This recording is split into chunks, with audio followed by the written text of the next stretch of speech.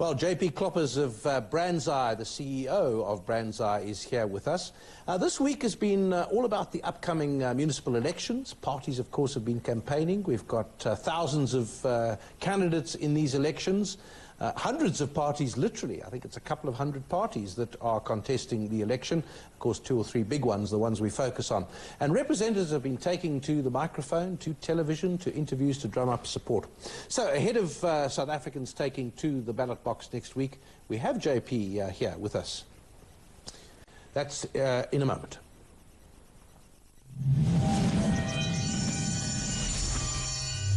Right, this week has been about those elections. So, JP, let's talk about what these conversations on the social media with the elections has been like.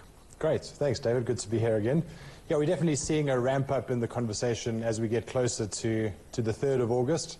And a lot of contesting, particularly around Nelson Mandela Bay, Joburg, and Pretoria, as things start to hot up. So what's emerging? What is the social media saying? Because the opinion polls, which is not social media, that's a commissioned opinion, 5,000 people and so on, indicating that the DA has a big lead in the Nelson Mandela, Port Elizabeth area, a lead also perhaps in Tshwane and Johannesburg. I think that the challenge that we have in South Africa on social media is just this sort of massive silent majority. I think unlike Brexit, where I think social media in the UK is largely representative of the population, it's not the case in South Africa. So what we're seeing on social media is a lot of the leaders just trying to win votes. They're doing that by getting their message across, but also by kind of running others down. And so we've seen a lot of that in the last week, a lot of positive conversation, particularly around Malema and Maimane, but also a lot of attacking of the ANC and of the DA, as we see in the graph. So, well, let's have a look there. What is that graph telling us? These, of course, are the 3 big parties, even though it's municipal elections. So here we see not a lot of support on social media for Jacob Zuma and the ANC. 50 kind of comparative to 70 in the DA and 80 or so from the EFF. And what's actually interesting, and I think this is what we're seeing across the board, is the DA and the ANC are almost easy targets for the other parties. The EFF, surprisingly, is not getting a lot of So is this negative and or positive comment? Correct, yeah. The blue's the positive and the red's the negative. Yeah. And so a lot of kind of just skullduggery happening online as the advocates are sort of putting negative stuff out about the opposition. And so I think over the next couple of days, the big question is, will that actually resonate with the silent majority? Yeah. You know? Well, what were some of the issues? I mean, the SABC, I don't think the ANC has been quite sure about how to handle the SABC. On the one hand, there was this ban. They appeared to support them. The minister has supported the ban and so on, yet they've then rescinded it.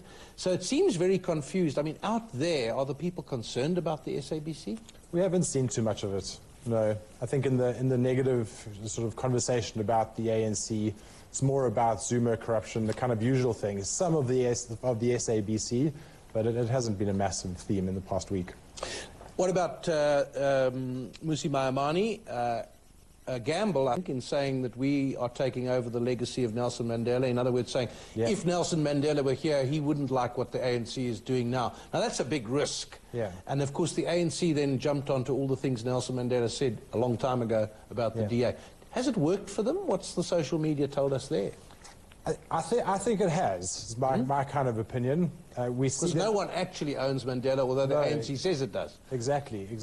And so the big question is, and I think they're playing their cards right by doing it, is by trying to sort of brand associate with Mandela, is seeing how many of the ANC voters can they move. Now, we see the EFF trying to do a similar thing. They're not going after the Mandela name, but they're going after the big issues, you know, land reform, you know, the usual things that Malema will talk about, and the stuff that 80% of the population really cares about. And making promises, like huge increases in social grants, which just aren't affordable, but it sounds good to people who want more money. Exactly. Yeah. What about Julius Malema? I mean, of all the leaders, there's no doubt he's the most media-friendly. He understands where the camera is. He understands how to play to it. Yeah. He's got a gift for the telling phrase. He has a way of just capturing the attention. Yeah, he is a masterful politician. We've got to give him that. And I think comparing him with my mum, as we've done some of the statistics, you can see them actually generating a similar amount of engagement online. And that's surprising, because the audience that Malema's going after is not a big social media audience. You would kind of expect a lot of engagement from Musi, just having kind of the upper LSMs who would probably more likely, vote DA. But the fact that Malema's generating that amount of engagement, I found surprising. Well, let's look at each leader's activity themselves on Twitter. That, I think, is your next graph. Yeah. So as we look at each leader's graphs, you see these engagement figures. Here we are. Tell us about that. So it really is neck and neck there. If you look at the number of tweets. But so just it's the number of tweets. What's the second column? Second one is engagement. Meaning? Number of people who are engaging with that content. So replying or resharing it. And the last one is the share of voice. Now, we've got 0, 0, 0. Notable in his absence is Zuma, who says nothing on social media. Not even his office on his behalf. Not from his. No. He doesn't have a profile that he would tweet from. Okay. So it would come from the ANC. Interesting. But actually, Musi and Malema will tweet in their own personal capacity. Let's have a look again at the other two there, the DA and the. So you see it really neck and neck here from an engagement perspective, and that's what matters. People can tweet as much as they like, but are they kind of speaking into a vacuum is always the question. And you measure that by seeing what of this is resonating with the population. And actually here, Malema's ahead, which to me is fascinating. The fact that he's actually generating this level of engagement is going to be interesting come the third. That is fascinating, although they're in the same territory, aren't they? Yeah. I mean, 248, 285, it's sort of comparable. It's not correct. One being in a completely different universe. And then the third one, share of voice, 47%, 53% also.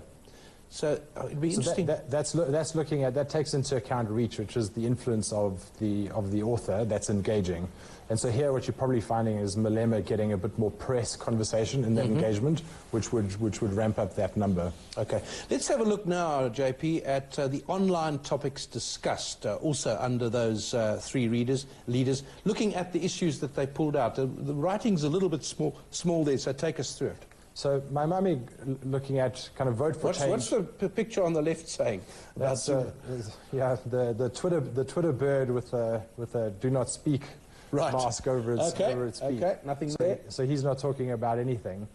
What's clear here is kind of the strategic focus of the two. Yeah. My mummy really focused on kind of punting that hashtag vote for change, and we see that coming through strongly, and then really going after Tshwane and Nelson Mandela Bay. So that's where his focus has been. A lot of campaigning there, a lot of conversation about that, and we see it working. We'll see in the stats that come up a little bit later. They're certainly making good inroads there. Malema, it would appear that his strategy is kind of a more general grassroots strategy, as I mentioned earlier. He's going after kind of the person that is frustrated after 20-something years of democracy and not seeing change, and so trying to win those over, saying the ANC failed you, we're going to deliver. Yeah. All right, well, let's move on then to the 2014 elections. That's the last one that we can compare with, and some of the numbers from those elections. So here what was interesting is while the population, or the voting sort of population, has grown a little bit from 26 to 27 million, our sort of online authors have grown quite substantially from 90-odd thousand to 130,000. So I think while the online audience isn't yet representative, it's certainly growing at a much faster rate than the population is, which from our perspective is encouraging, because it means the kind of data we can produce becomes more meaningful. Just to clarify there, in 2014, what was the Twitter penetration? So in people... In the last 2 years, how much has it increased? So in unique authors speaking about it, it's probably increased 40%. Okay. So it's a substantial number that it's grown by. Right, and you've said Twitter users in South Africa grown to 7.4 million. Only 1.8% discussing elections. So if we look at the whole population, that's our kind of representative sample. Most people are not interested. No, it's 1.8% of the population. So of the 27 million people who could vote, 1.8% of those are actually expressing an opinion online. There we are. There we have. Sorry, they're the numbers, yeah. That came up a bit slowly, but let's just go through that again. 25.3 million. Just explain what's happening. That's the registered voters have grown from 25 to 26 million, so grown Right. by a million voters. Right. Whereas the number of unique authors speaking about the elections over this kind of election period has grown by 35–40%. Okay. If we look at the next slide, what's interesting... Well, let's look at it. So that's 2016 elections, yeah? So here, looking again, 2014 versus 2016, what we're seeing now in the sort of the share of voice. And if you remember last time in 2014, the EFF has just generated a massive amount of noise. Correct. And it's actually less now compared to then. So is that the novelty factor perhaps wearing off? I think it's the novelty factor, yeah, because they won 6% of the vote, 6.3% of the votes in 2014. The DA won 22%, and that's what we saw in 2014, and the ANC came out at 62. So I suppose it's tempting for the DA in particular to extrapolate this and say, well, if we've got that share of voice gone up from 22 to 33, maybe that means an increase in the share of the vote that's the same. Yeah, and that's certainly what we saw last time. It's almost impossible that it will grow to 33%. That would be a very remarkable election. It would. But what it did show last time was a leading indicator on which direction the vote was going to go. And it's no surprise to say, you know, popular opinion is the ANC is going to lose ground and the DA and the EFF are going to gain. Yeah. The big question is by how much. And looking at those stats, it looks like the DA is going to gain more than the EFF will. Let's have a look at the 2014 elections versus the 2016 elections. Take us through that. Yeah, so these are just the big themes that came through. And I think what we've seen, the only change really is the bigger focus, the significant political leaders, that's Mandela. Mm-hmm. You know, whereas the party leaders are obviously the party leaders. We've seen Nkandla kind of fall off the top 3 list. But these kind of racial discussions still being a very big factor. And I think as I looked at the data from today, the race card, as you call it, is being played more and more. And I think that's in the sort of last-ditch effort to swing the silent majority. Yeah. And of course, we've moved into uncharted territory. And I think 10 years ago, it would have been, if you'd said the DA would be in a position to take a majority, or at least be the biggest party, if not an overall majority, in places like Nelson Mandela Bay, Tshwane. This is not old white enclaves. I mean, this is major black support that they would be generating. Yeah. Is there a racial breakdown on the Twitter sphere so that you can say there's so many black commentators that are, because we're obsessed with race in all other areas? Yeah. There is. I don't have those stats on me here, but we'll look at those on Monday and Tuesday when we put out sort of the final stats just before the election on Wednesday. Okay.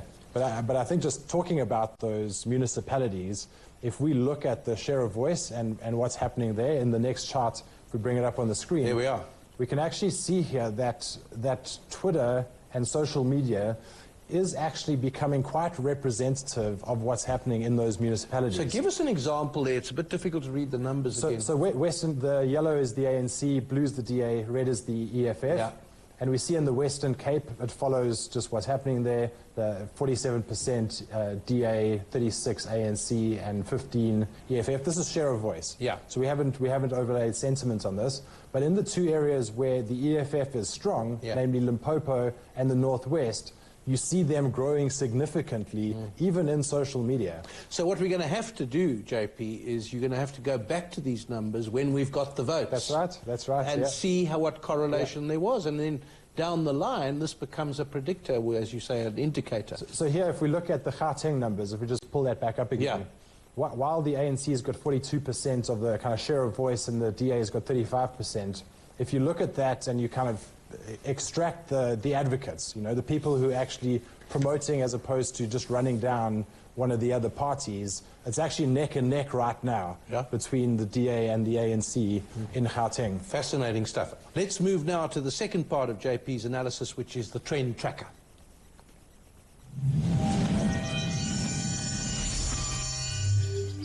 So, what are we talking about here? The first one is ANC supporter conversation. Yeah, so here we've looked at a word cloud, just it's kind of what are the big words that are coming out? When people speak about the ANC, what's it in association with? And one of their campaigns was this Asinavalo.